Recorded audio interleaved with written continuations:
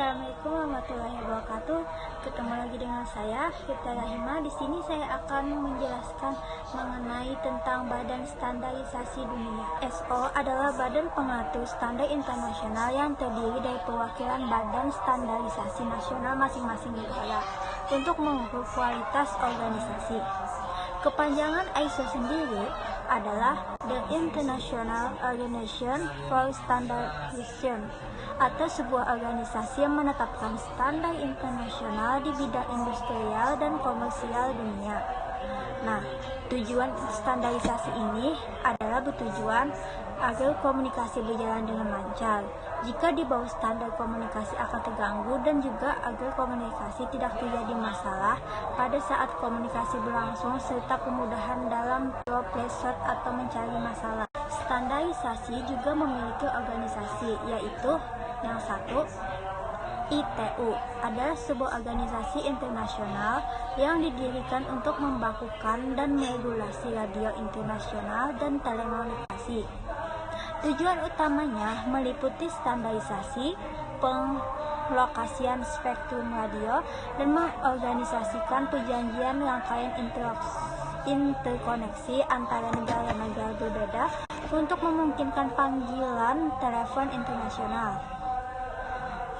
ITU juga merupakan salah satu agensi khusus PBB yang bermarkas di Jenewa, Switzerland, di samping gedung utama kampus PBB. Yang kedua, AIEC atau Komisi Elektronik Internasional adalah suatu ormas standarisasi internasional nirlaba yang menyiapkan dan mempublikasikan standar internasional untuk semua teknologi elektrik, elektronika, dan teknologi lain yang terkait yang secara kolektif dikenal dengan elektroteknologi. Nah, yang ketiga adalah ISO, Organisasi Internasional untuk Standarisasi atau disingkat ISO, adalah badan penetap standar internasional yang terdiri dari wakil-wakil dari badan standarisasi nasional setiap negara.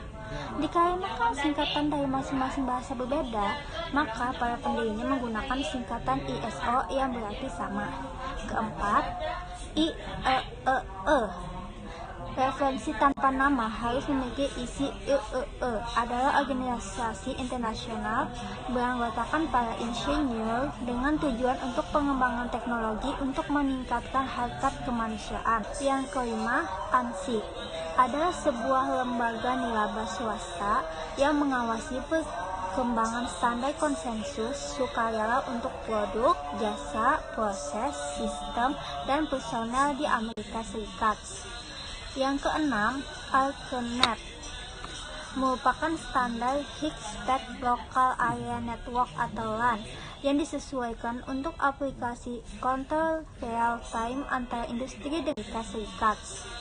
Yang keenam, ARPANET merupakan standar High-Speed Local Area Network atau LAN yang disesuaikan untuk aplikasi kontrol real-time antara industri dengan komersial marketplace. ARPANET juga sukses dipakai dalam mentransmisikan dan menerima paket data antara dua network node. Node memakai ARPANET controller chip dan kabel transceiver dan dihubungkan dalam network. Yang ketujuh, CIE, sebuah organisasi internasional yang membuat dan serta bergerak dalam teknologi elektronik yang berhubungan dengan ilmu pengetahuan dan seni dalam cahaya dan pencahayaan, warna, dan visual effect, serta teknologi citra. CIE adalah organisasi non-profit yang independen dalam melayani member negara. Ke-8, organisasi DISA merupakan suatu fondasi yang profesional dan mahir dalam trade elektronik dan komersi yang didukung oleh promosi standar yang dipakai untuk bisnis ke bisnis data exchange. DISA membantu seseorang maupun organisasi dalam meningkatkan proses bisnisnya, mengurangi biaya, meningkatkan produktivitas, dan mengambil peluang serta kesempatan berbisnis. Yang kesembilan, ECA dengan diakreditasi oleh ANSI, IAA memberikan forum untuk industri dalam menciptakan standar dan publikasi di area teknikal major antara lain komponen elektronik, konsumer elektronik, telekomunikasi, dan keamanan internet atau internet security. Sebuah badan yang mengeksplorasi bagaimana melindungi teknologi yang berpotensi akan mempengaruhi segmen dan industri elektronik.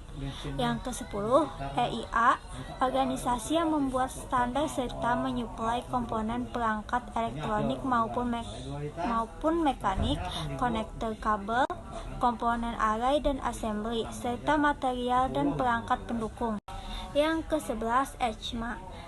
Lembaga ini merupakan perkumpulan orang Eropa yang mengeluarkan standar dalam sistem teknologi dan informasi.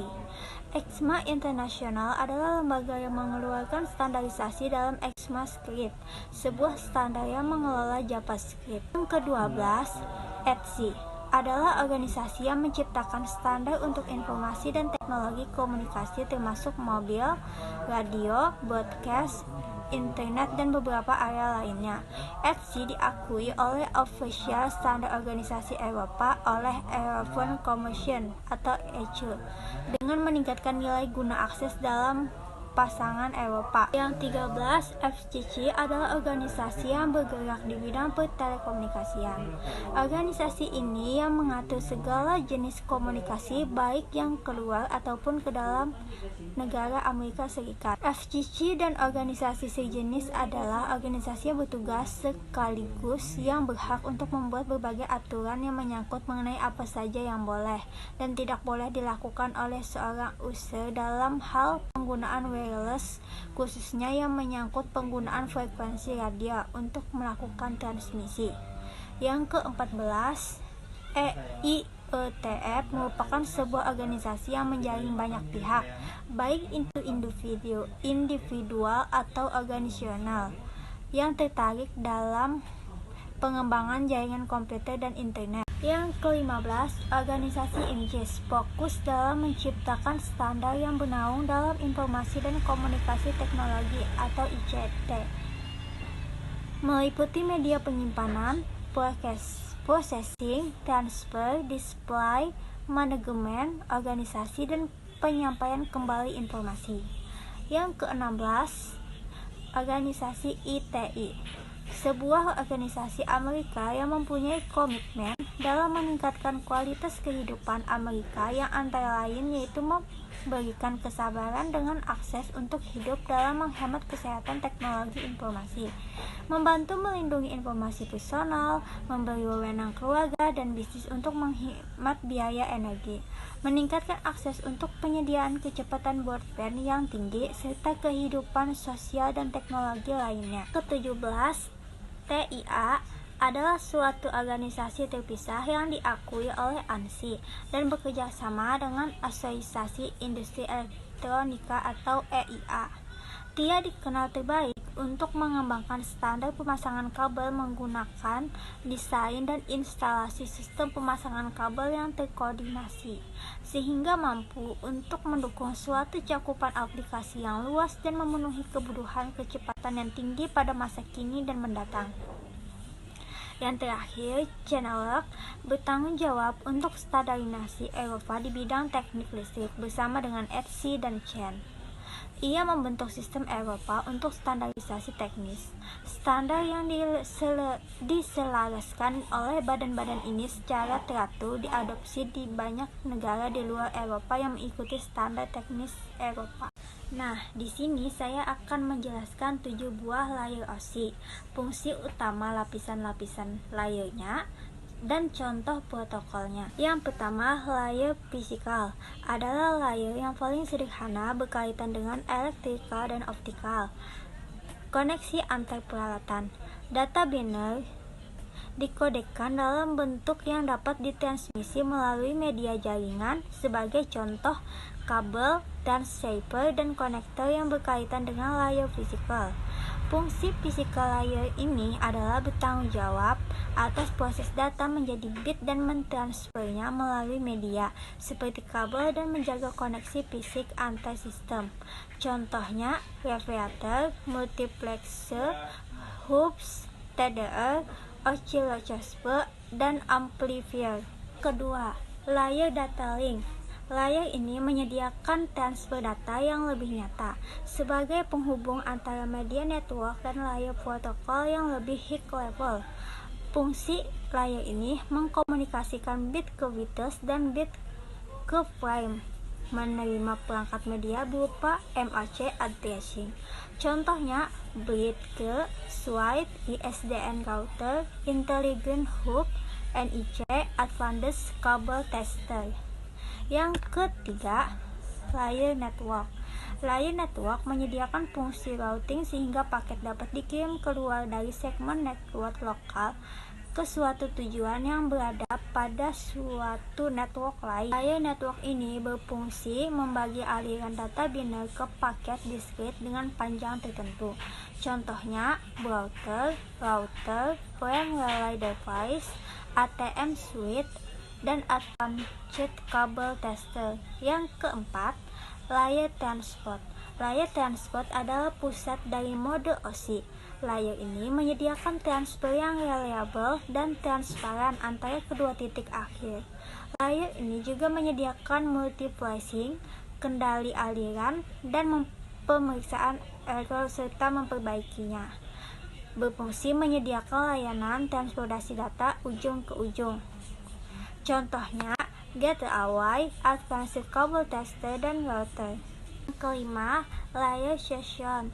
Layer session sesuai dengan namanya sering disalahartikan sebagai prosedur logon pada network dan berkaitan dengan keamanan. Layer ini menyediakan layanan kedua layer di atasnya, melakukan koordinasi komunikasi antara entity layer yang diwakilinya. Fungsinya menjaga terpisahnya data dari banyak aplikasi yang menggunakan jaringan. Contohnya NetBIOS, Nemus Pipes, dan MailSlot. Keenam, layer presentation. Layer presentation dari model OSI melakukan hanya suatu fungsi tunggal, translasi dari berbagai tipe pada sintaks sistem. Presentation layer ini berfungsi untuk bertanggung jawab bagaimana data dikonversi dan diformat untuk transfer data. Contohnya konversi format teks ASCII untuk dokumen, GIF dan JPG untuk gambar. Yang terakhir, layer application. Layer application adalah penghubung utama antara aplikasi yang berjalan pada satu komputer dan resources network yang membutuhkan akses padanya. Layer application adalah layer di mana user akan beroperasi padanya. Protokol seperti FTP, Telnet, SMTP, HTTP, POP3 berada pada layer application. Contohnya Telnet, HTTP, FTP, www browser, SMTP get awal, atau mail client. Itulah penjelasan saya tentang Badan Standarisasi Dunia. Saya ucapkan terima kasih. Wassalamualaikum warahmatullahi wabarakatuh.